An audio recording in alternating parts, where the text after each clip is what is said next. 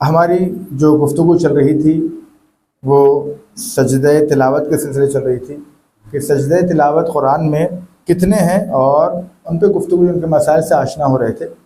पहली तो ये कि मैंने अर्ज़ किया कि 15 सजदे ऐसे हैं कुरान में कि जो 15 आयतें ऐसी हैं जो सजदे तिलावत कहलाती है, यानी इसको पढ़ने के बाद सजदा करना जो है इंसान के लिए अल्लाह ने रखा है, सजदा करने के लिए कहा है।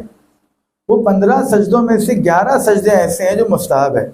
और मुस्तहब का डेफिनेशन मैंने बताया था कि मुस्तहब यानी वो काम कि जिसका करना सवाब और ना करने में कोई अजाब ना हो, यानी सवाब में आपके इजाफा होगा, कमी वाक़ई नहीं होगी। यानी जितना सवाब, मिसाल के तौर पर आपको जो है जहाँ पर अगर हमने काम किया, मिसाल देता हूँ, हम कहीं जॉब कर रहे हैं और हमारी एक जो है सैलरी फिक्स्ड है, मिसाल के तौर पर 10,000 रुपया फिक्स्ड है।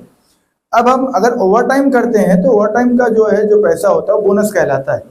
तो ये मुस्तहब यानी बोनस, ओवर टाइम, जिसको अल्लाह ने वाजिब करार नहीं दिया, लेकिन उसके बाद उसको अंजाम देने के बाद अल्लाह ताला उसका हिसाब अलग से करेगा और वो जो असल होता है उससे कहीं ज़्यादा गुना उसके अंदर हमको पैसा मिलता है। यानी इस तरीके से ओवर टाइम करने का हमको पैसा ज़्यादा क्वान्टिटी में मिलता है, वैसे मुस्तहबात में भी ऐसा ही है। तो बहरहाल ये 11 सजदे ऐसे जो मुस्तहब है, इसके करने में सवाब, ना करने में कोई अज़ाब नहीं है। नहीं करते कोई मसला नहीं है, सवाब नहीं मिलेगा खाली बस।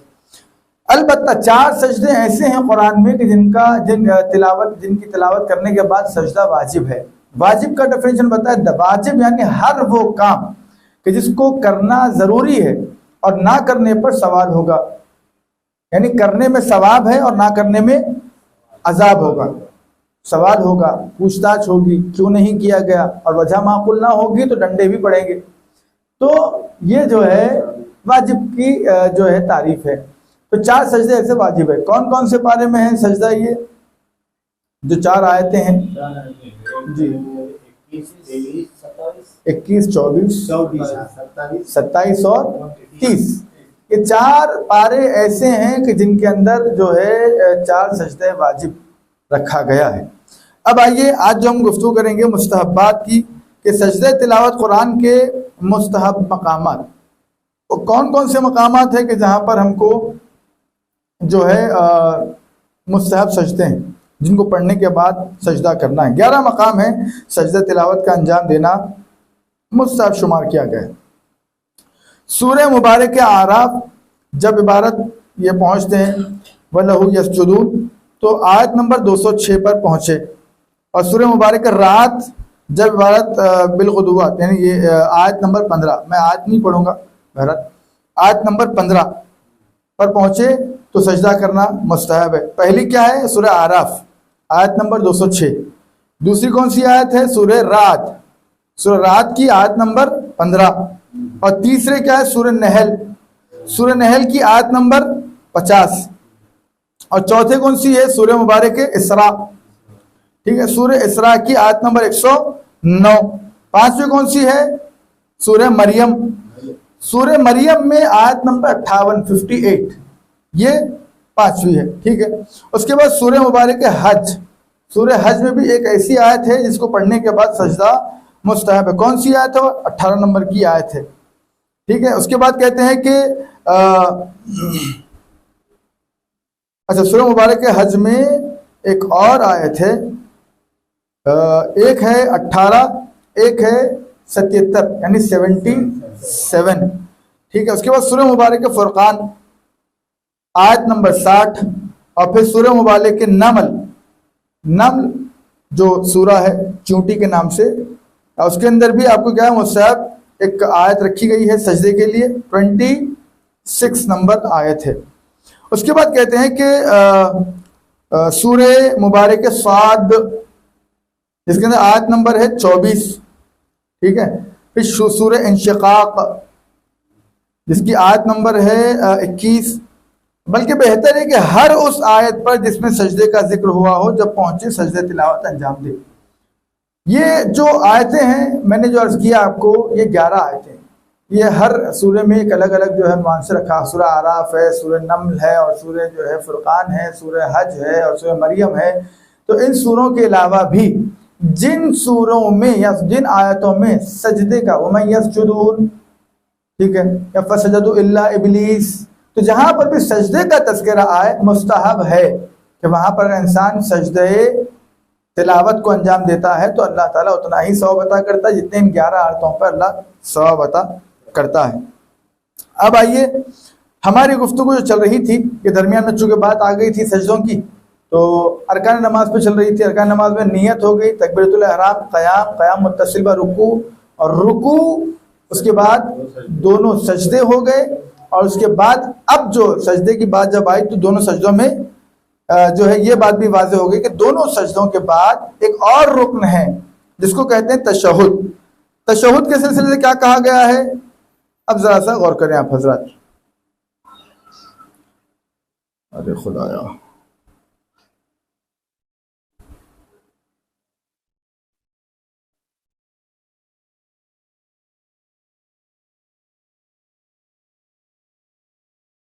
जी तशहुद। तशहुद क्या है, ये 8वां रुकन है। ठीक है, लाजिम है कि इंसान तमाम वाजिब और मुस्तहब नमाज की दूसरी रकात और नमाज मगरिब की तीसरी रकात और ज़ोहर असर और इशा की चौथी रकात में दूसरे सजदे के बाद बैठे और बदन के सुकून की हालत में तशहुद पढ़े, यानी कहे अशहदु अशहदु अशहदु अल्लाह इलाहा इल्ला, अल्लाह इलाहा इल्ला नहीं बोलना, ठीक है। अशहदु अल्लाह इलाहा इल्लल्लाह वहदहु ला शरीक लह व अशहदु अन्ना मुहम्मदन, शुरू में अशहदु अल बोलना है और अशहदु अन, ना मुहम्मद रसूलुल्लाह। यहाँ जब आएंगे अन बोलेंगे, लेकिन जब शुरू में स्टार्ट करेंगे तो अशहदु अल्लाह इलाहा इल्लल्लाहु वहदहु ला शरीक लह व अशहदु अन ना, अशहदु अन ना, ठीक है, अल्लाह नहीं बोले, व अशहदु अन्ना मुहम्मदन अब्दुहु व रसूलुहु, ठीक है।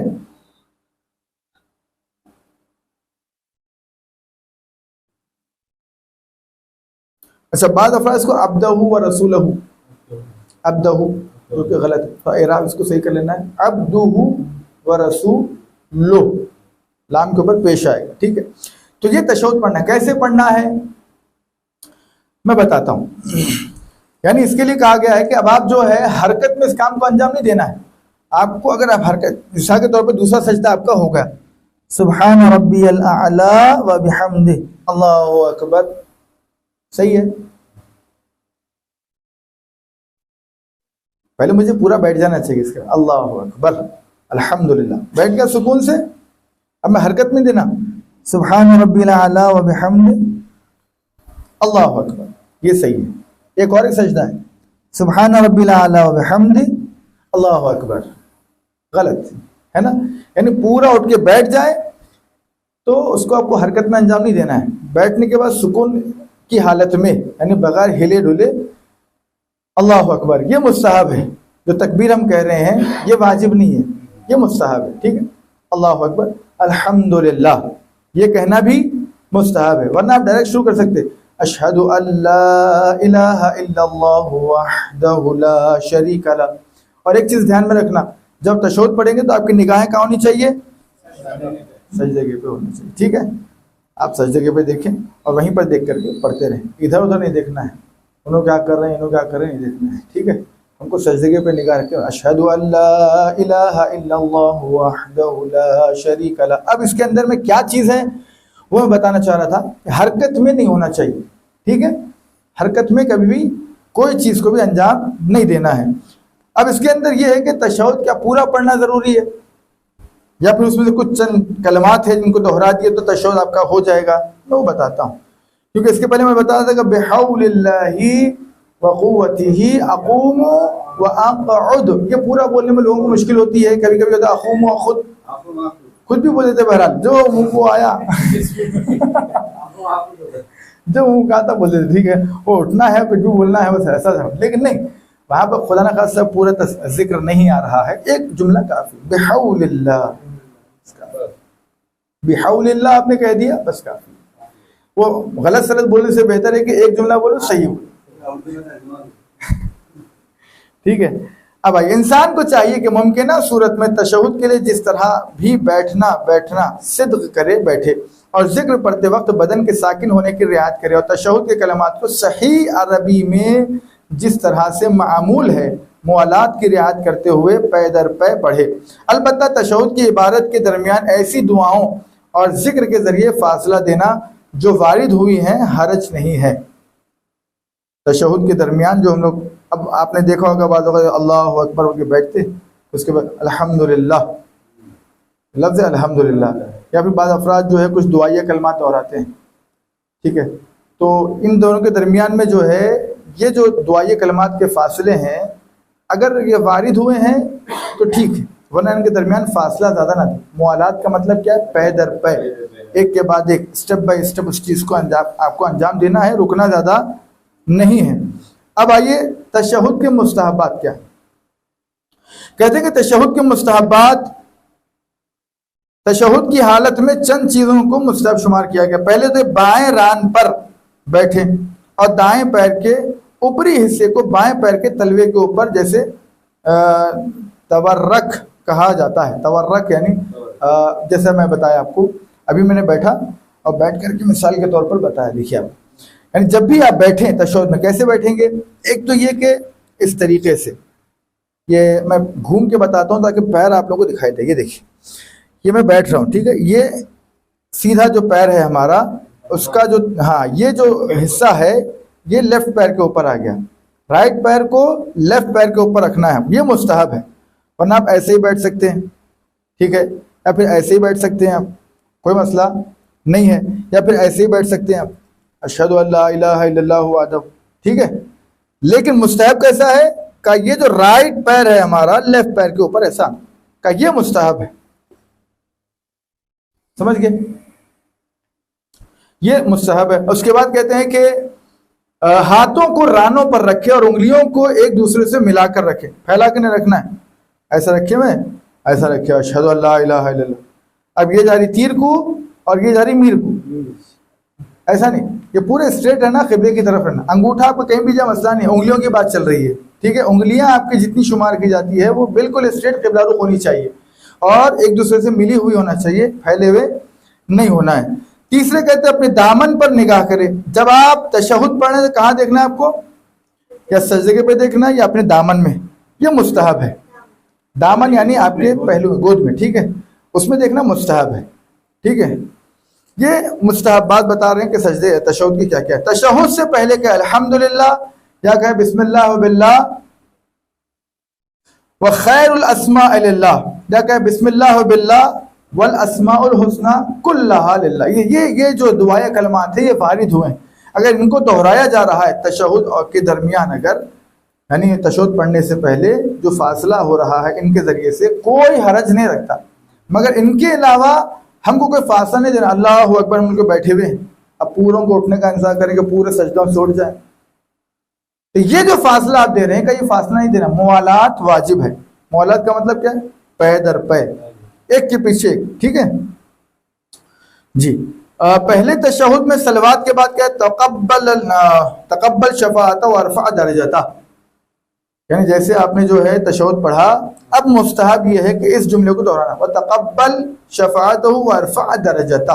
तो ये जुमला जो है अगर आप दोहरा रहे हैं तशहुद के फौरन बाद खत्म होते, अल्लाहुम्मा सल्ली अला मुहम्मद व आलि मुहम्मद व तकब्बल शफाअत व अरफा दरजता, ठीक। तो ये जो है क्या है? ये मुस्तहब है, सवाब में इजाफा है। बाद की रकत के क़याम के लिए खड़े होते वक्त कहे बिहौलिल्लाहि व क़ुव्वतिही अक़ूमु व अक़उद, या कहे बिहौलिल्लाह व क़ुव्वतिही अक़ूमु व अक़उदु व अरकउ व अस्जुदु। और शुरू का ही नहीं बोलने आ रहा तो बाद का क्या बोलेंगे? वो अरकउ व अस्जुदु कहाँ बोलते बैठेंगे? तो बिहौलिल्लाह काफ़ी, अल्लाहुम्मा सल्ली अला मुहम्मद जी। अब आइए, तशहुद की बात थी, मैंने कहा कि अच्छा इसमें अब ये बात है कि आपको तशहुद पूरा पढ़ना है। अब तशहुद में कोई कमी और ज्यादती, मैं इसलिए एक पॉइंट मैंने कहा कि तशहुद कितना पढ़े तो काफी है। तशहुद में कोई रद्दो बदल नहीं होगा, नहीं समझे आप? आजकल हमारे पे ट्रेंड चला हुआ, नहीं वो विलायत अली की गवाही भी, तशहुद में ये ऐसा रुकन है कि इसके भूले से, भूल जाने से या कम या इजाफा करने से नमाज बिल्कुल। तशहुद में कोई रद्द बदल, वालेकुम अस्सलाम व रहमतुल्लाह। अलबत्ता अब इसके जो लोग मुक़ल्लिद जिसके हैं वो उनकी तरफ रुजू करें। सिस्तानी साहब ने कहा कि जैसा तशहुद आपको दिया गया वैसे पढ़ना है। खामनई साहब ने कहा कि जैसा तशहुद आपको दिया गया है वैसे ही पढ़ा जाए। अब बाज़ अफराद को अखबारुर रज़ा या फिर अल क़तरा में कुछ रिवायतें मिल जाती, 2-4 रिवायतें, अरे देखो ये 8वां हमने तो पढ़ा है, अखबारुर रज़ा में लिखा हुआ, अच्छा ये आपकी निगाह में तो पहुंच गई, वो बेचारा आयतुल्लाह सिस्तानी साहब की निगाह से निकलिश नहीं है, शेख बशीर नशवी के पास नहीं निकली, आयतुल्लाह खामनई साहब के पास नहीं निकली है। आप माशाल्लाह आप बैठिए, आप खुद भी अपने मर्जियत का दावा कीजिए, अपने फॉलोअर्स बढ़ाइए। तो बहरहाल तशहुद को वैसे ही पढ़ना है जैसे हमको दिया गया है, इसमें कोई रद्दो बदल या कोई कमी कास्ती नहीं कर सकते, ठीक है।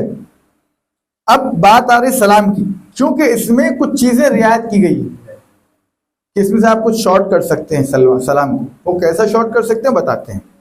नमाज का सलाम क्या है? वाजिब है कि नमाज गुजार तमाम नमाजों की आखिरी रकत में तशहुद के बाद सलाम पढ़े, ठीक है। सलाम 3 इबारतों मुश्तमिल है। पहला सलाम क्या है? अस्सलामु अलैका, अस्सलामु अलैका बोलिए, अय्युहन नबी व रहमतुल्लाहि व बरकातुहू। दूसरा सलाम अस्सलामु अलैना व अला इबादिल्लाहि सालिहीन, सलाम हो हम सब पर, वो अला इबादिल्लाहि सालिहीन, और अल्लाह के सालेह बंदगान पर सलाम, कि जो अल्लाह के सालेह बंदे गुजरे, जितने भी अंबिया हैं, जितने भी औसिया हैं, बिलखुसूस मौला अब्बास को लोग सलाम करते हैं, अस्सलामु अलैका अय्युहल अब्दुस सालिह, अस्सलामु अलैका अय्युहल अब्दुस सालिह, ठीक है। ये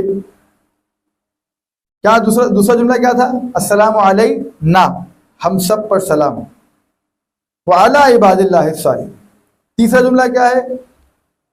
अस्सलामु अलैकुम, फिर से दोहरा सलाम, अस्सलामु अलैका, अस्सलामु अलैका, अस्सलामु अलैका, यानी का मतलब ये अस्सलामु अलैका यानी सामने रसूल सलाम बैठे हैं, अस्सलामु अलैका अय्युहन नबी, ए नबी आप पर सलाम, अस्सलामु अलैका अय्युहन नबी व रहमतुल्लाहि व बरकातुहू, ए नबी आप पर सलाम हो और अल्लाह की रहमतें नाजिल हो, ठीक है। उसके बाद अस्सलामु अलैना, और सलाम हम सब पर हो, वो अला इबादिल्लाहि सालिहीन, और वो तमाम बंदगान के जो सालेह बंदे उन पर सलाम हो। तीसरा जुमला क्या? अस्सलामु अलैकुम व रहमतुल्लाहि व बरकातुहू। 3 जुमलों पे सलाम है। कितना है? कौन कौन से बोलो?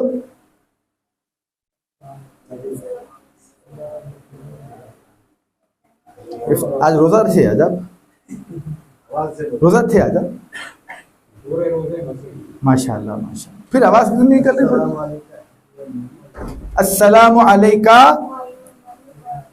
अय्युहन नबी, अस्सलामु अलैका अय्युहन नबी व रहमतुल्लाहि व बरकातुहू, अस्सलामु अलैना व अला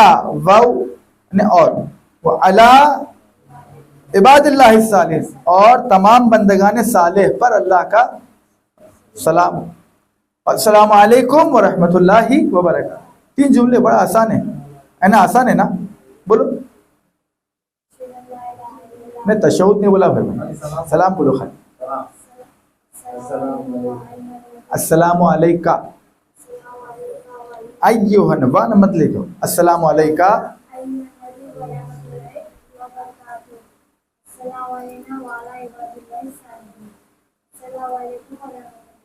वेरी गुड। एक सलावत पढ़ी इनकी सलामती के लिए, अल्लाहुम्मा सल्ली अला। आपको भी आ गया? नहीं आया आपको? आपको आता? हाँ बोलो। हाँ आहिस्ता आहिस्ता भाई, मैं ही छू। भागो नहीं, समझ के पढ़ो। अस्सलामु अलैका, इसलिए मैंने अभी तर्जुमा पेश किया ताकि पढ़ने में आसानी हो। और फिर क्या होता है, कभी कभी ऐसा होता है कि बस वो दोहरा रहे इत्तेफाक से दरमियान में अटक गए, फिर शुरू से आते। क्यों? समझ के हमने नहीं पढ़ा। तो समझ के पढ़ेंगे ना। तो पहला जुमला ये, अस्सलामु अलैका, यानी रसूल इस्लाम सामने बैठे हैं। अस्सलामु अलैका, ए रसूल, अय्युहन नबी, आप पर सलाम हो और अल्लाह की रहमत व बरकत नाजिल हो। उसके बाद दूसरा जुमला कौन सा है? अस्सलामु अलैना, हम सब पर सलाम हो। किस पर? अलैना यानी ना यानी हम सब पर, ठीक है। व अला इबादिल्लाहि सालिहीन, और जो अल्लाह के सालेह बंदे हैं, जितने भी सालेह बंदे हैं उन सब पर सलाम। दूसरा जुमला ये। तीसरा जुमला कौन सा है? अब कहीं अटक गए तो फिर शुरू से जाने की जरूरत नहीं पड़ती आपको। अस्सलामु अलैकुम व रहमतुल्लाहि व बरकातहू। अब दोहराओ।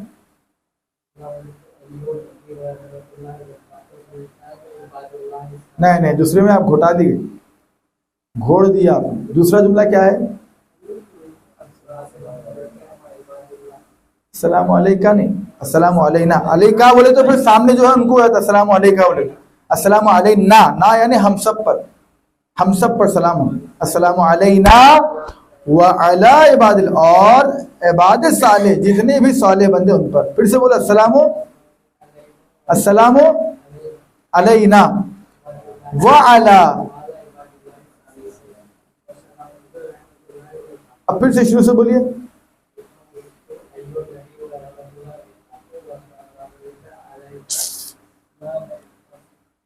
फिर से मैं एक दफा पढ़ता हूँ। अस्सलामु अलैका अय्युहन नबी व रहमतुल्लाहि व बरकातहू।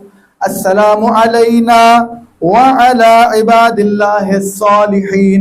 अस्सलामु अलैकुम व रहमतुल्लाहि व बरकातहू। बोलिए शुरू से।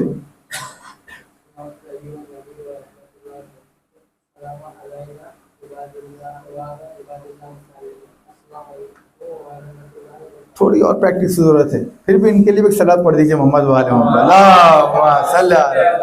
थोड़ी और प्रैक्टिस करो बेटा, ठीक है। नमाज नहीं तेज कब पढ़ते वाला, जब समझ नहीं आता कि क्या है, क्या सही है, क्या गलत है। अगर हमने अज़कार नमाज को समझ लिया ना, तो समझने के बाद फिर तेज पढ़ने का शौक ही खत्म आता। अब आदमी समझ के उसको पढ़ता। तो पहला जुमला कौन सा था? अस्सलामु अलैका, अस्सलामु अलैका, रसूल इस्लाम पे सलाम है। अस्सलामु अलैका अय्युहन नबी व रहमतुल्लाहि व बरकातहू। दूसरा सलाम अस्सलामु अलैना व अला इबादिल्लाहि सालिहीन। अस्सलामु अलैकुम व रहमतुल्लाहि व बरकातहू। थोड़ा समझ गए ना, थोड़ा तर्जुमे पे गौर करिए, थोड़ा तर्जुमा ज़हन में रखें ना, तो फिर आप भटकते कहीं भी नहीं। क्योंकि वो अक्सर आपने देखा होगा, आयतुल कुर्सी भी ऐसे ही है। आयतुल कुर्सी जो शुरू होती तो खत्म होने तक टोकना नहीं बीच में, अगर टोक दिया फिर शुरू से आना उसको। क्यों? क्योंकि समझ के नहीं पड़ा बेचारा, उसको देखना है। 3 पार्ट में है, 3 आयत। बिल्कुल 3 आयतें आहिस्ता आहिस्ता समझ के पढ़ेंगे अगर तो। अच्छा, कौन इसमें ऐसे हैं कि जो आयतुल कुर्सी पढ़ेंगे और बीच में मैं टोकूंगा तो फिर वहीं से कंटिन्यू करेंगे? हाथ उठाओ, कोशिश कीजिए। बिस्मिल्लाह। इल्लल्लाह नहीं, अल्लाहु ला इलाहा इल्ला हुवल खुज़ुहु ला ताख़ुज़ुहु वला नौम। नौम यानी ऊँग, अल्लाह को ऊँग नहीं आती। ला ताख़ुज़ुहु हो गया। मैंने अर्ज किया ना, यानी अगर जो है खाली हमने रट्टा अगर मार दिया, हाँ शुरू से चली खत्म होने तक अल्लाहुम्मा सल्ली अला मुहम्मद वाले, लेकिन दरमियान में किसी ने कुछ बोल दिया, टोक दिया, कुछ किसी वजह से रुक गए, फिर शुरू से आना पड़ता है। तो बहरहाल थोड़ा सा इन चीज़ों को गौर करने की जरूरत है। ठीक, अब आइए वो वाजिब सलाम जिसके कहने से नमाज गुजार नमाज से फारिग हो जाता है, तीसरा सलाम है। और नमाज गुजार उसी के कहने पर इत्तेफाक कर सकता है, और उसमें वाजिब मिक़दार अस्सलामु अलैका का कहना है, और एहतियात मुस्तहब है कि जुमला व रहमतुल्लाहि व बरकातहू। सलाम में अगर आपने खाली इतना अस्सलामु अलैका कह दिया काफ़ी, ये आपका सलाम मुकम्मल हो गया, फारिग हो गया नमाज से। अब अस्सलामु अलैका अय्युहन नबी व रहमतुल्लाहि व बरकातुहू। अस्सलामु अलैना व अला इबादिल्लाहि सालिहीन। अस्सलामु अलैकुम व रहमतुल्लाहि व बरकातुहू। लेकिन ये याद रखा करो, याद किया करो, शॉर्टकट मारने के चक्कर में क्या होता, जो है सो वही भूल जाते थे। तो बहरहाल जो चीज़ें हमको दी गई है, बड़े बुजुर्गान ने हम लोग को जो याद दिलाया, जो मुस्तहबात है, वो मुस्तहबात के साथ याद करके पढ़ते रहें इंशाअल्लाह। ठीक है, मैं वो चीज़ बयान नहीं करूँगा कितना काफ़ी है कितना काफ़ी नहीं है, वरना फिर उसी पे इक्तफा होना शुरू हो जाता फिर। खैर, लेकिन एहतियात वाजिब के बिना पर दूसरे सलाम पर इक्तफा नहीं कर सकता। लिहाजा नमाजी अगर दूसरे सलाम को कहे तो एहतियात की बिना पर वाजिब है कि तीसरा सलाम भी कहे। यानी पहला सलाम ने अस्सलामु अलैका कह दिया, आप नमाज से फारिग हो गए, अय्युहन नबी व रहमतुल्लाहि व बरकातुहू ये मुस्तहब है, ये आपका हो गई, नमाज खत्म हो गई। लेकिन अगर आपने इत्तेफाकन दूसरा सलाम पे अस्सलामु अलैना कह दिया आपने, अब एहतियात वाजिब के बिना पर जरूरी है तीसरा सलाम भी अस्सलामु अलैकुम व रहमतुल्लाहि व बरकातुहू। दूसरा सलाम पढ़ के आप अधूरा नहीं छोड़ सकते, या तो पहले सलाम पे इक्तफा कर ले या दूसरा सलाम पढ़े, तीसरा सलाम भी पढ़ना जरूरी है। चुनांचे अगर नमाज गुजार तीनों सलाम को कहे तो उसने एहतियात मुस्तहब पर अमल किया है। तीनों सलाम कहना एहतियात पे अमल करने के मुतरादिफ है। इंसान को चाहिए कि मुमकिना सूरत में सलाम के वक्त तशहुद की हालत की तरह बैठे और वाजिब सलाम कहते वक्त बदन के साकिन होने की हालत की रियायत करे और उसको सही अरबी में मामूल के मुताबिक मवालात की रियायत करते हुए पै दर पे अंजाम दे। ये बार बार जो सही अरबी जो लिख के आ रहा है, अस्सलाम वालेकुम, जो सही अरबी लिख के आ रहा है, क्या मतलब इसका? सही अरबी का मतलब क्या है? मखारिज हुरूफ। अस्सलामु अलैका, आइन से अलैका, अस्सलामु अस्सलामु अलैका। अच्छा, बाद अफराद नमाज पढ़ते हैं, मैं देखा कि अफराद पूरा मुंह हाथ पैर सर इधर जाता, बदन इधर जाता, फिर ऐसे ऐसे करके वो एक अलग खुशू का इजहार करने की कोशिश करते या क्या करते नहीं मालूम है, या फिर आदत सी हो चुकी है। अल्हम्दुलिल्लाह। तो ये इस तरीके से जो हो रहा है, ये चेहरा आपने भी देखा होगा किसी कुछ कुछ अफराद को, ये जो हरकत में पढ़ा जा रहा है इश्काल जी है। तो थोड़ी देर सुकून से खड़े हो जाओ। वही देखा मैंने, अपने पास भी देखा। वो नहीं, रुकू में भी ऐसी है ना, वो झूला झूलते रहते, जैसे कि जो है कोई नमाज नहीं हो रही, कोई झूला झूल रहे जैसे नहीं। यानी नमाज को बिल्कुल सुकून की हालत में बगैर कोई टेंशन के, और कोशिश करना कि जब नमाज पर लिबास की गुफ्तगू आएगी तो मैं अर्ज करूंगा इंशाल्लाह कि क्या क्या मुस्तहबात है। चलिए, काबिल जिक्र है कि मुस्तहब सलाम में बदन के साकिन होने की हालत की रियायत करना मुस्तहब अस्कार के हुक्म में है, जो कि मसला नंबर 201 में 1201। खैर, क्या कहा गया? कम से कम वाजिब सलाम, वाजिब सलाम कितना है? वाजिब सलाम कितना है? कोई कौन सा है? अस्सलामु अलैका, इतना जुमला बोलने, कम से कम इतना जुमला बोलते हो आपका बदन बिल्कुल सुकून की हालत में। मैं बताता हूँ मिसाल के तौर पर, ये मेरा तशहुद मैं पढ़ रहा हूँ, ठीक है? अशहदु अल्ला इलाहा इल्लल्लाहु वहदहु वहदहु वहदहु वहदहु ला शरीका लहु व अशहदु अन्ना मुहम्मदन अब्दुहु व रसूलुहु अल्लाहुम्मा सल्लि अला मुहम्मदिन व आलि मुहम्मद। अस्सलामु अलैका, अस्सलामु अलैका, अस्सलामु अलैका। वाजिब सलाम आपको बिल्कुल स्ट्रेट, अस्सलामु अलैका अय्युहन नबी व रहमतुल्लाहि व बरकातुहू। ठीक है? हाँ, अस्सलामु अलैका, या फिर अस्सलामु अलैका अय्युहन, नहीं चलेगा जी, बिल्कुल सुकून की हालत। अस्सलामु अलैका, खुदा ले रहे हैं, देख ले रहे हैं, अस्सलामु अलैका अय्युहन नबी व रहमतुल्लाह। आपको इंतजार करते बैठा नमाज पढ़ने के बाद, अब उन्हें दिखाना चाह रहे कि भाई नमाज खत्म हो गई। अस्सलामु अलैका अय्युहन नबी व रहमतुल्लाहि व बरकातुहू। ये हरकत में अंजाम नहीं देना है, अगर जानबूझ कर दिए तो नमाज बातिल है।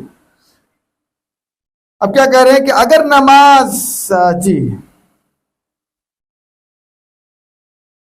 अगर नमाज गुजार नमाज का सलाम पढ़ते वक्त एहतियात या किसी और वजह से सलाम की तकरार करना चाहे, पहले सलाम में बाईद नहीं है कि तकरार हरज ना रखती हो, और दूसरे सलाम की बनिस्बत अगर उसे सही कहा है, एहतियात वाजिब है कि उसकी तकरार ना करे, और अगर गलत पढ़ा है तो तकरार करना हरज नहीं रखता। और सही पढ़ने में शक करने की सूरत में मशकूक कलमे के तमाम होने से पहले उसमें शक करे तो उसे दोबारा पढ़ सकता है, लेकिन अगर मशकूक कलमा के तमाम होने के बाद उसमें शक करे कि सही पढ़ा है या नहीं तो एहतियात वाजिब है कि उसकी तकरार ना करे।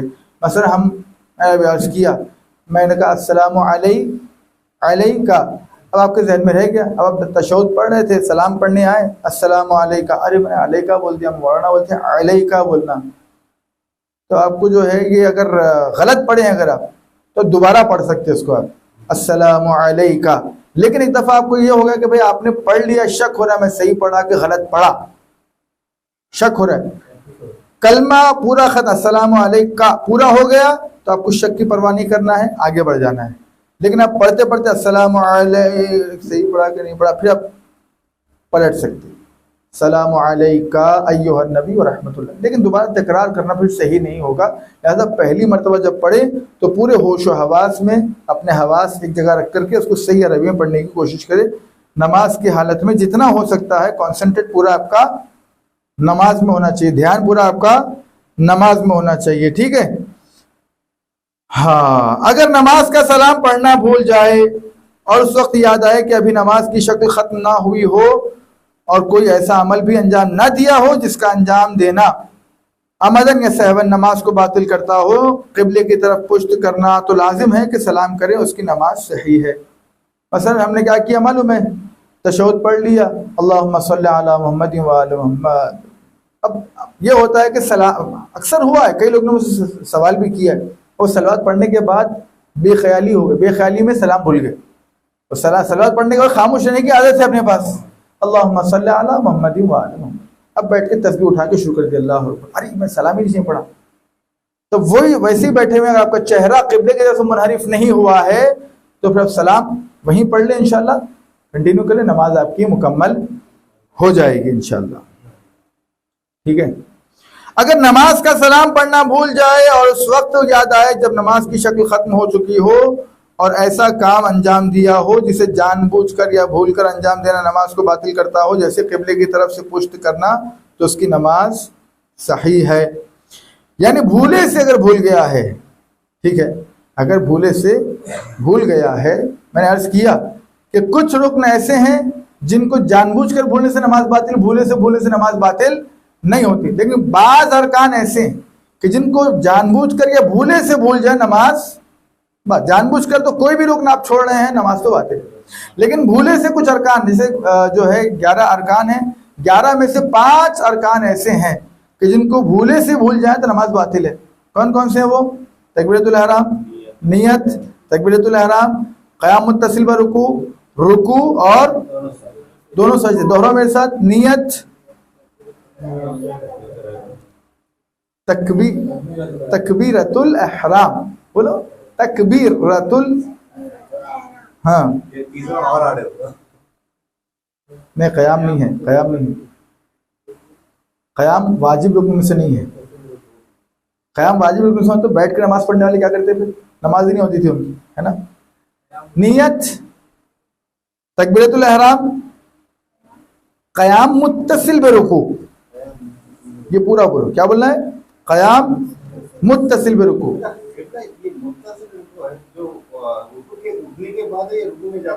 किया तो था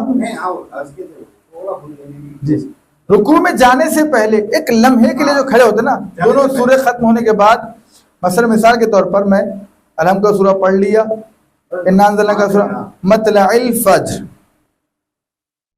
एक सेकंड में जो खड़ा हुआ खामोश, अल्लाहु अकबर, रुकू में दोनों से अंजाम देना था, पहले भी और आखिर में बेहतर, हाँ, लेकिन वाजिब वही है, तो याद है तो दोनों तरफ। तो कितने हो गए ऐसे अरकान के जो भूले से भूल जाए तो नमाज बातिल है, तो कौन कौन से रुकन है वो? वेरी गुड, रुकू, क़याम मुत्तसिल बे रुकू, रुकू, क़याम मुत्तसिल बे रुकू, फिर रुकू, नियत तकबीरतुल इहराम, क़याम मुत्तसिल बे रुकू, रुकू, दोनों सजदे। ठीक है, दोनों सजदों में से सजदा भूल गए तो हाँ, इंशाल्लाह इंशाल्लाह इंशाल्लाह। तो ये आज हमारी गुफ्तगू हुई है तशहुद और सलाम पर। तशहुद कितना पढ़ना है, कितना वाजिब है? तशहुद की बात कर रहा हूं। तशहुद कितना पढ़ना है, वाजिब कितना है? तशहुद पूरा पढ़ना है, कोई कमी कासी उसमें जैसा है वैसा पढ़ना है, ना कम करना है ना इजाफा करना है। ठीक है, हाँ अलबत्ता इस सिलसिले में सवाल किया गया, सवाल भी आपको सामने कल के दिन बहरहाल ये बात लेके आके फिर वो फतवा लाके आप लोगों को बहकाने की कोशिश की जाएगी शायद। आयतुल्लाह खुई साहब से सवाल किया, अभी तो बहरहाल अल्लाह गरीक रहमत करे, अभी हमारे दरमियान नहीं रहे। उनसे किसी ने सवाल किया कि हम तशहुद में अली वल्लाह गवाही दे सकते हैं क्या? उन्होंने ये नहीं कहा हाँ मुस्तहब है, मकरूह है, मुबाह है, नहीं कुछ नहीं कहा। उन्होंने कहा अगर इस जुमले के इजाफा करने से आपको यकीन है कि आपकी नमाज में, अपने ऊपर कुछ भी नहीं रखा, अगर आपको आप दीजिए, वो भी कौन? खुई साहब। आज बहुत कम लोग हैं खुई साहब के मुक़ल्लिदीन, आज चाह के भी दोबारा कोई जा भी नहीं सकता उनकी तकलीद में, क्योंकि इंतकाल हो गया। ठीक है, सिस्तानी साहब क्या कहते हैं इस बारे में? सिस्तानी साहब का इसमें कोई भी जो है आप भी नहीं है इसके अंदर, सीधे बोले जितना दिया गया उतना ही पढ़ना, बस ना बढ़ाना है ना घटाना है। शरीयत मोहम्मदी एक अमानत है, उस अमानत में हमको ना बढ़ा के खयानत करना है ना घटा के खयानत करना है। जैसे अमानत हमें पहुंची है, जैसे अल्लाह की तरफ से रसूल इस्लाम ने हमको पहुंचाया है, उस शरीयत को हमको लेना है और उसी तरीके से पहुंचाना है जिस तरीके से हमको हुक्म दिया गया है। ठीक है, तो बहरहाल ये मसला हो गया आपके तशहुद का। तशहुद पूरा पढ़ना है, तशहुद में कोई आपको कम ज्यादा नहीं करना है। दूसरे क्या कह रहे हैं? सलाम। सलाम कितना वाजिब है? बस अस्सलामु अलैका, नमाज खत्म कर दे सर, नमाज आपकी मुकम्मल हो जाएगी, मगर शॉर्टकटों में नहीं जाना है आपने। सलाम कैसे पढ़ना है? 3 सलाम है, 3 जुमले। कौन कौन से हैं? पहला सलाम कौन सा है? पहला जुमला कौन सा? अस्सलामु अलैका अय्युहन नबी। दूसरा जुमला, तीसरा जुमला, हाँ, तो ये 3 जुमलों पे सलाम मुश्तमिल है, तीनों जुमलों को दोहराना जरूरी है। तशहुद में जो गलतियां हैं वो दूर कर लेना है। कैसे? अशहदु अल्ला इलाहा इल्लल्लाहु वहदहु ला शरीका लह व अशहदु अन्ना मुहम्मदन अब्दुहु व रसूलुहु।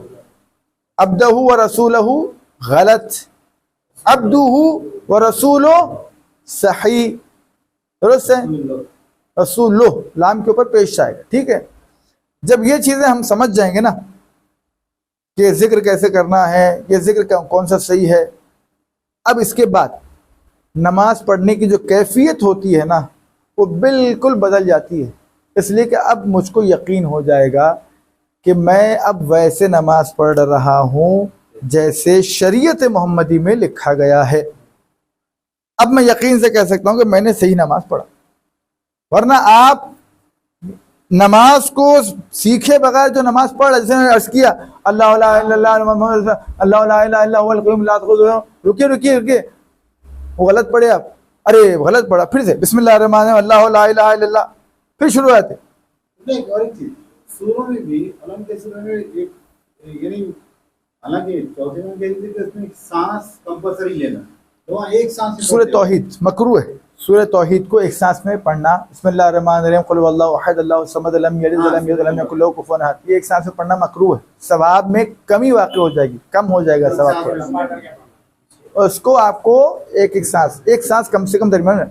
बिस्मिल्लाहिर्रहमानिर्रहीम, कुल हुवल्लाहु अहद अल्लाहु समद लम यलिद वलम यूलद वलम यकुल लहू कुफुवन।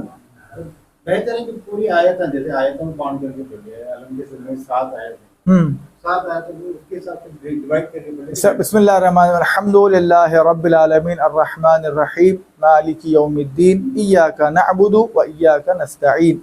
इय्याका नअबुदु, इय्याका ने या के ऊपर तशदीद है, इसकी क़राअत भी बहुत ज़रूरी। कम से कम वो सूरे के जो कुरान में पढ़े, नमाज में पढ़े जाते हैं, उन सूरों को कम से कम बेहतर अंदाज में, सही अंदाज में अपने को पढ़ना आना चाहिए।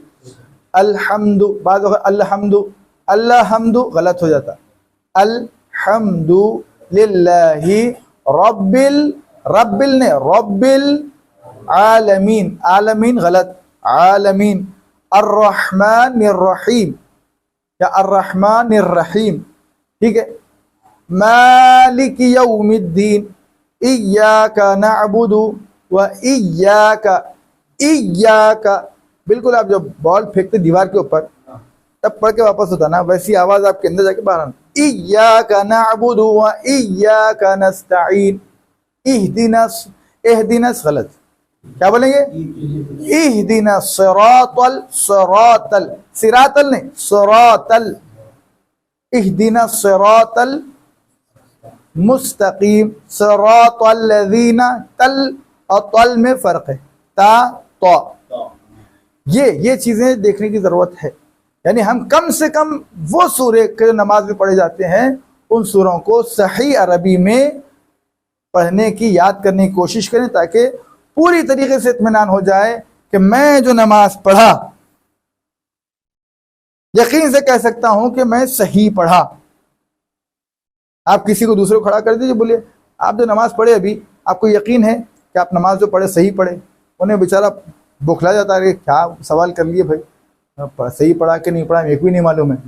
तो जिसको अपनी नमाज पे यकीन ना हो, इत्मीनान ना हो, तो शक की हालत में जो नमाजों को अंजाम दे या इबादतों का अंजाम दे, तो मौला फरमाते हैं कि 2 रकत नमाज हालत यकीन में पढ़ना बेहतर है 50 रकत नमाज हालत शक में पढ़ने से।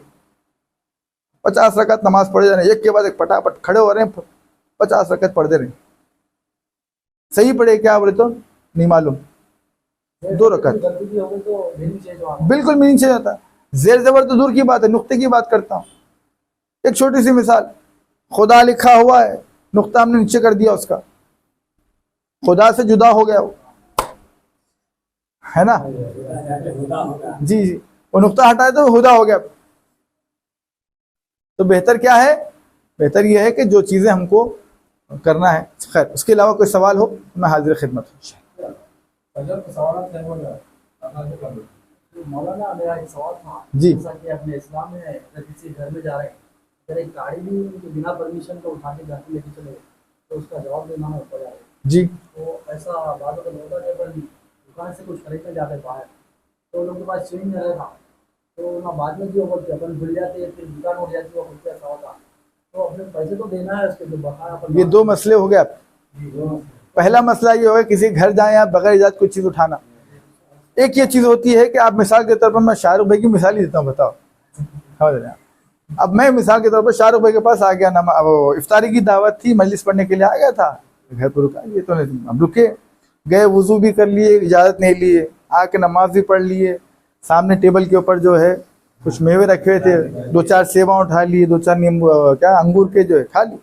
यकीन है मुझे कि शाहरुख भाई मना नहीं करेंगे और इजाज़त मुझे दे देंगे। ऐसी हालत में आपको पूछने की ज़रूरत नमाज पढ़ने के लिए, हालांकि नमाज के लिए शर्त है कि गज़बी जगह पे नमाज नहीं हो सकती आप, लेकिन अगर इत्मीनान है इस बात का कि उस सामने वाले जो बंदे खुदा है वो मुझे इजाज़त दे देंगे, इतना यकीन है, अब नमाज पढ़ने में कोई हरज नहीं है। पहले मसले का आपका जवाब कि अगर वो सामने वाले एक तिनका आपके उठाने से भी राजी नहीं है अगर, तो जायज़ नहीं है कि उनके पास से कोई चीज़ को आप बगैर इजाज़त के इस्तेमाल करें। एक दूसरा मसला ये है कि दुकान पे गए, हमने 50 रुपये दिया, 48 रुपये का सामान और 2 रुपये बचे हुए थे, वो नहीं दिया, बोले बाद में आके ले लो आप। या ये मैं अपनी मिसाल देता हूँ, मिसाल के तौर पर मेरे हुए 43 रुपये, सॉरी मेरे हुए 48 रुपये, ठीक है, या मेरे हुए 52 रुपये। मैंने कहा भाई ये 50 रुपये है और 2 रुपये में चेंज नहीं है, आपको बाद में देता हूँ। नहीं मेरे पास नहीं है, मिसाल के तौर पर मैं निकाला तो 500 के नोट थे। उन्होंने मुझे क्या किया, 450 रुपये वापस किया। मैंने कहा भाई 52 रुपये हुए ना? बोले हाँ 2 रुपये और बाद में अब चिल्लर नहीं है मेरे पास, बाद में आप लाके दे दो मेरे को। तो पहले आप ये बोल देना उनको, मैं लाके तो दूंगा आपको, अगर मर गया तो माफ करना है फिर आपको, इस शर्त के साथ। हाँ अगर मैं जिंदा रहा लाके दे देता हूँ, अगर मर गया तो माफ कर देना। ये शर्त अगर आपने ले लिया उसके बाद कोई मसला नहीं। वो दुकान रहने दो, उठाने दो, जाने दो, कैमरे मसला नहीं, क्योंकि ये 2 रुपये बहुत महंगे पड़ने वाले, क्योंकि 2 रुपये बेइंतहा महंगे पड़ जाते। इसके पहले मैंने अर्ज किया था, पूरा हिसाब किताब हो गया, जन्नत की तरफ जा रहे हैं। अरे मौलाना कहाँ जा रहे हैं? जन्नत को जा रहा हूँ, पूरा हिसाब किताब हो गया अल्हम्दुलिल्लाह। 2 रुपये देना है ना आप मेरे, खत्म। वो 2 रुपये गांधी जी बहुत महंगे पड़ जाते हैं वहाँ पे। बेहतर ये है कि आप इजाफा 2 रुपये दे दो, मैं 2 रुपये कम न कोई दिवस। या फिर अगर उनको 2 रुपये अपने देना भी बाकी है तो उनको बोल देना भाई मैं दूंगा, अगर जिंदा रहा तो ला के दे दूंगा, अगर मर गया तो माफ कर देना। हाँ उनकी गलती तो उसको आप उनके नाम पे देना। अब हाँ अब ये मसला है, हमने शर्त नहीं रखा कि मरे, हाँ ठीक है बाद में ला के देता हूँ, बल्कि बोले आपके ला के देने में इतनी ताखिर हो गई कि बेचारा दुकान अपनी खाली करके यहाँ उठा के यहाँ चला गया। अब कहाँ ढूंढते 2 रुपये का, 100 रुपये का पेट्रोल खर्चा करते क्या आप? करना है हाँ, वो 2 रुपये के वास्ते आपको 200 रुपये का पेट्रोल खर्च करके ढूंढना। उसको नहीं मिलने की सूरत में फिर उसके नाम पे वो 2 रुपये सदका दे देना जी। ऐसा कुछ भी नहीं है, आपको जो ढूंढना है आपकी इस्तिताअत के एतबार से। आपको जब यकीन हो गया अब नहीं मिलेगा बंदा, अब मैं वक्त मुअय्यन 3 दिन मुअय्यन कर दूंगा, बेचारे 3 दिन में 3000 रुपये का पेट्रोल जला लेंगे बेचारे। हाँ नहीं, इतना ढूंढना कि आदमी को यकीन हो जाएगा मैंने ढूंढ लिया, नहीं मिल रहा बंदा। ऐसी सूरत में आप क्या करना, उसके नाम पे 2 रुपये। यही मसला है रास्ते पे चलते वक्त मिले तो पैसों का। हाँ बहुत ज्यादा पैसे मिलते हैं, मसला नहीं। अभी ये सब चीजें मैं जो है बहरहाल मैं नहीं बता सकता, बंदगाने खुदा का है वो इंशाल्लाह। अरे रास्ते में पैसा मत बोलिए, हमको बोलिए। रास्ते में अगर पैसे मिल रहे हैं भले कितने हो, अगर आपने उसको उठा लिया वहां से, वो जिम्मेदारी आपकी बन जाती है कि वो साहिब माल तक पैसा पहुंचाए। अच्छा इत्तेफाक की बात, ये सितम वाला सितम ये है कि आप उसको अपने ऊपर इस्तेमाल कर ही नहीं सकते, किसी भी एतबार से इस्तेमाल नहीं कर सकते। अरे मैं 3 दिन हो गए, 3 दिन तो ढूंढा, 4 दिन ढूंढा, 5 नहीं, वो सब नहीं। अगर आपने ढूंढ लिया, कोशिश कर लिया, नहीं मिला बंदा आपको, अगर पहले कोशिश करना है, ऐसा नहीं कि उठा के उसके नाम पे दे, नहीं। वो बंदा हो सकता है कि मतलब मैं गिरे, मेरे से गिर गए, जेब में से निकाल में गिर गए, मैं चला गया, याद आया मेरे, मैं जेब में से जो है ये माइक निकालते वक्त 500 नोट गिर गई थी मेरी, मैं वापस आके फिर वो जगह पे ढूंढूंगा मैं। अगर नहीं मिलती उसका जिम्मेदार कौन है? उठाने वाले। हो सकता है मैं आके वापस, अपने को जरूरत ही क्या है, पढ़े पढ़े, अपनी थोड़ी ना है, जो उठाता जिम्मेदारी उसकी, उसका हिसाब नहीं, ज़हमत मुशक्कत उठानी है आपको, उठा के हमाली करना है इसको, आपको इसको संभाल के रखना है, पोछ के फूक के इसको जमा के रखना है, सजा के रखना है, फूला चढ़ा के रखना है। आप इस्तेमाल किसी सूरत में नहीं कर सकते, 1 रुपया आप इस्तेमाल नहीं हो सकता हो। पहले तो आपको ढूंढना है, नहीं मिलने की सूरत में वही मसला होगा कि मुझको 1000 रुपये मिले, उठा लिया मैं, अरे किसके की भाई, मैं अरे मैंने उठाया तो कोई दूसरा उठा लेता ना भाई, तो उठा लें दो। अच्छा उठा के जब तक हाँ जहाँ थे लिए वहीं रख दिए, छोड़ दो आप। वो आप जो बच जाते, रेड लाइन पे आप आ गए थे, फिर फौरन पीछे हट गए, फिर आप कट मार के रिटर्न लेके निकल गया, वहां से ग्रीन सिग्नल मिल जाता फिर। नहीं अगर आपने उठा लिया और उसके बाद ले करके जगह से स्पॉट पे हट गए आप, जिम्मेदारी आपकी बनती है। बिल्कुल सही। अब ये जो है पूरा घूमना है, मालूम करना है भाई किसके गिरे किसके गिरे किसके गिरे किसके गिरे। अब 100 दावेदार पैदा हुए थे, उन्हें बोलता मेरे हैं, अच्छा ये भी अच्छा है, कोई बोलता मेरे हो तो दे डालो, जिम्मेदारी आपकी खत्म हो जाती है, उसको मिल जाती, जिम्मेदारी उसकी चली जाती पूरी, ठीक है। लेकिन अगर ना मिलने की सूरत में वो बंदे को ढूंढना, हमने बहुत कोशिश किया, किसके किसके नहीं मालूम हुआ, तो इत्तेफाक क्या करना है फिर आपको, वो जो 1000 रुपये मिले हैं ना, वो 1000 रुपये सदका दे देना है वो बंदे खुदा जिसका माल है। कब देना है? पहले कोशिश करना है, पर ढूंढना है, पहले आपको पहले पेट्रोल खर्चा करना है, जहमतें उठाना है, मुशक्कत। रोड पे चलते हुए मिल गए, अब रोड पे कितने जने चलते हैं, कौन है क्या है कैसा मालूम होगा। हाँ, ये तहकीक आपको करनी उसके है। बावजूद अगर अपन किसको दे दिए पैसे, उससे बेहतर है कि उठाना इसलिए अपन नहीं next time विचार करेंगे। इससे बेहतर ये कि इतने जंजाल में पड़ने के बजाय अच्छा उठाए, कुछ फायदा हो रहा 50% में, तब भी तो उठा ले सकते हैं अपन। हाँ, वो भी आपको खर्चा करना है। मिले क्या? पेट्रोल डलाए थे? जी,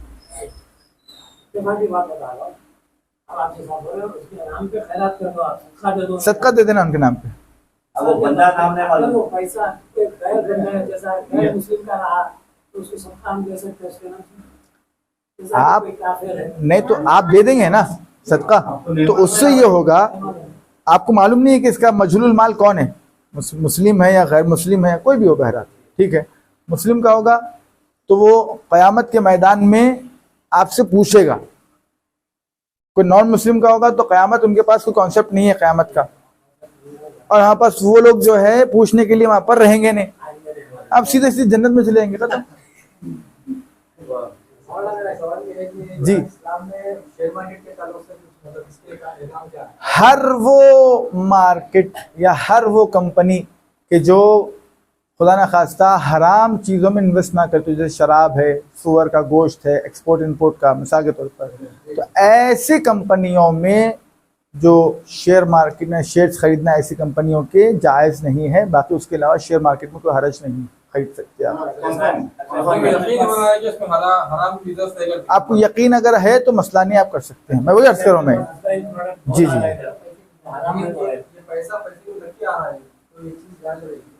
बिल्कुल बिल्कुल, पैसा आप इन्वेस्ट करें ना, खत्म हो गया बात। आप पैसा इन्वेस्ट कर रहे हैं, आप बगैर इन्वेस्ट करें कि पैसा उसने ले, और उसमें भी आपको मुअय्यन पैसा नहीं आ रहा कि इतना पैसा आपको आ जाएगा। अब ये तो ये जायज है बता देना। जी हाँ, तो बैंक में जब हम पैसे जमा कराते हैं उसका जब इंटरेस्ट आता है तो वो क्यों हराम है? किसने कहा हराम है? इंटरेस्ट अलबत्ता कोई मुस्लिम बैंक पर इसको रुका देंगे। हाँ, कुछ मसाइल ऐसे हैं जिनको मंजर आम पे नहीं